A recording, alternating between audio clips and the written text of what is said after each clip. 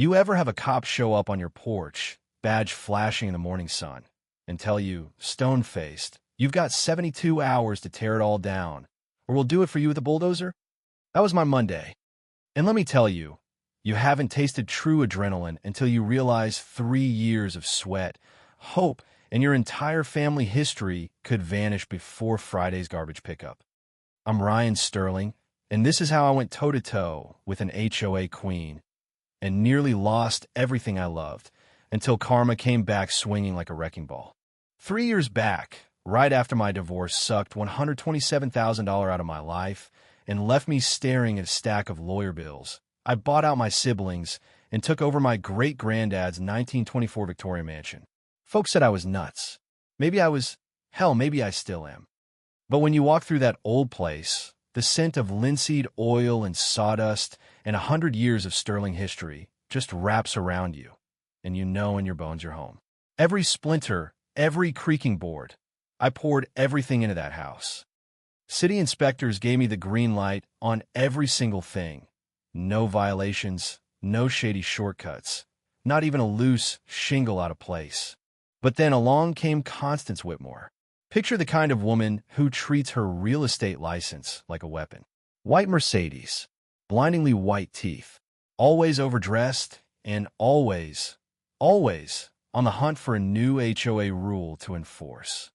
She rolls in, wins the presidency, and suddenly, every house that isn't beige or builder grade is a threat to property values. First day I meet her, she gives me that, "Oh, honey, look," hands me a 73-page packet of HOA covenants thick enough to stop a .45 slug, and says, "We have standards here." Right? Standards. Like, no character allowed. Standards.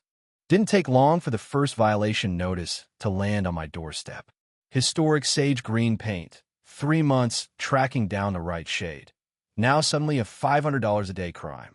I call the HOA, and all I got was her voicemail, syrupy as cold maple, promising to address my concerns. Tried her cell, same voice, same stonewall. Rules protect everyone, Ryan. Emergency situation. An emergency? For a color? Apparently, in suburbia, the wrong paint is deadlier than a gas leak. Now, I'd already been through divorce court. Learned the hard way. Documentation beats outrage every single time. So, I drove to City Hall, boots clapping on marble, and found Randy Kowalski, the city inspector. Guy's been working Millbrook Heights since the dawn of time. "Ryan, your restoration belongs in a museum." "But Whitmore, she's been calling my supervisor twice a week, says you're running some illegal construction racket. She's got photos.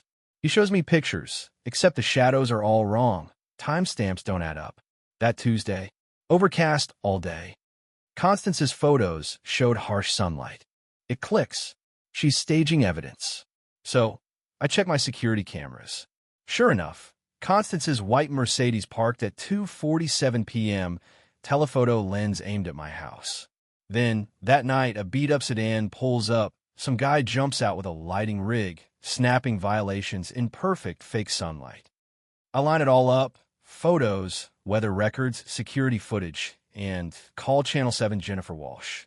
She's been chasing a good David versus Goliath story, and boy, did I give her one. When that piece aired, HOA president caught faking evidence. My violation vanished overnight. Victory, right? Not so fast. The next morning, I get another notice. Noise violation, power tools at 6:30 a.m. Funny thing is, I was 300 miles away, ugly crying at my daughter's college graduation with 1,000 witnesses. That's when I realized I couldn't just play defense anymore. So I spent 2 days and $47 at the courthouse, pulling every HOA violation in our neighborhood. A pattern jumped out. Constance was targeting anyone who wasn't rich, anyone who couldn't fight back. The elderly, young families, folks working double shifts, she buried them in fines, then bought their houses through a shell company for pennies on the dollar. She wasn't just a busybody, she was running a scam.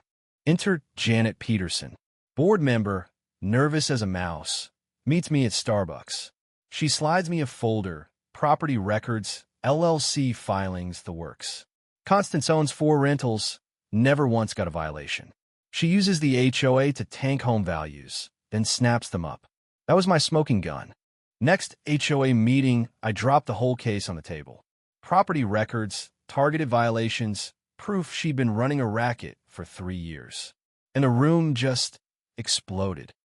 Elderly Mrs. Patterson, who'd lost her husband's memorial birdbath to a garden violation, stood up and called Constance a thief.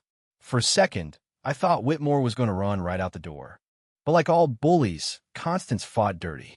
Lawsuit, thick as a phone book, landed on my porch. Claims of nuisance, emotional distress, 50 grand in damages. My attorney, Sarah Cole, read it and just grinned. She made a rookie mistake. Filed personally, not as HOA president. That means discovery. We get to see all her books. Now, while Sarah built the case, I dug through my great-granddad's attic, chasing one last card. Found it, original 1924 railroad easement, giving my family perpetual rights to the land behind the house.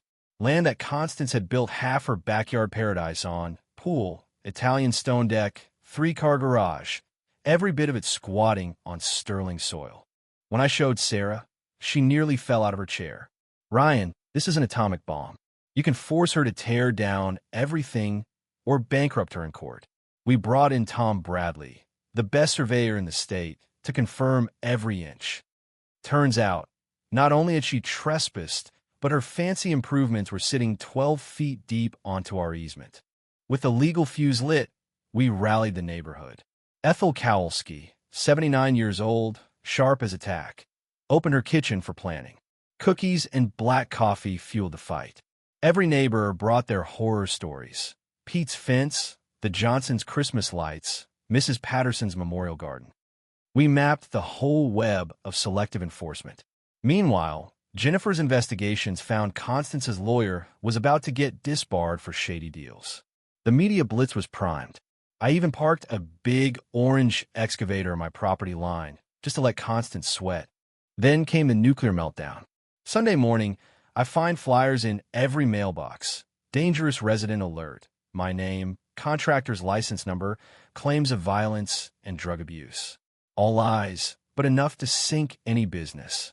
That's defamation per se, automatic lawsuit. My phone exploded with calls. Pete, Jennifer, even Constance's own lawyer, who sounded like he was dialing from a burning house, begging to settle. Monday night, the HOA held an emergency meeting. Constance looked like a cornered animal. I let her rant, then dropped Tom's survey report on the table. Her pool, deck, and garage all trespassing, all built illegally. The board went silent. Janet, the only honest board member, backed me up. Constance screamed about fabricated evidence, but nobody was buying it, especially when I offered to call the county recorder to confirm the 1924 document. Desperate, she started making threats, right there on the record. I'll destroy your business, your reputation, everything you've built. 47 witnesses. Sarah grinned, her finger on the record button. Keep talking, Constance, please.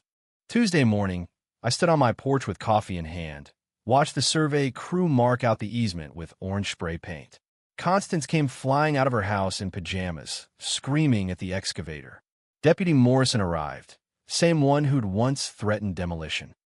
I handed him every permit, survey, and document.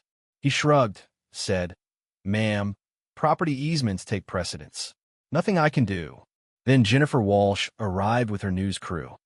And just to put the cherry on top, I played the recordings of Constance bribing city officials and threatening witnesses, loud enough for the whole street to hear. Morrison cuffed her right there.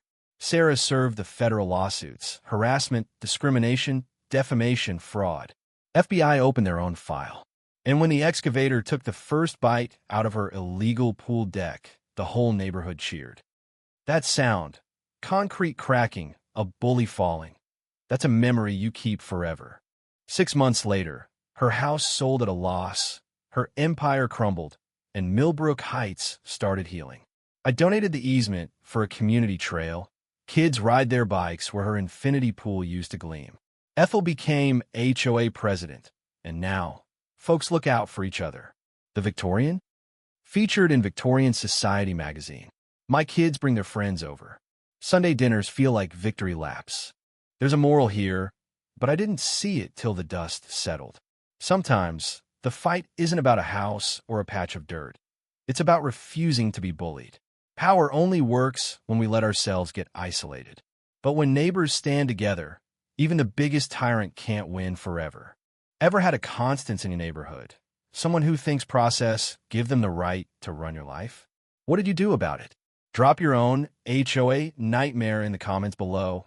Let's see just how far this madness goes. And hey, sometimes the good guy wins. It just takes a little longer than you hoped.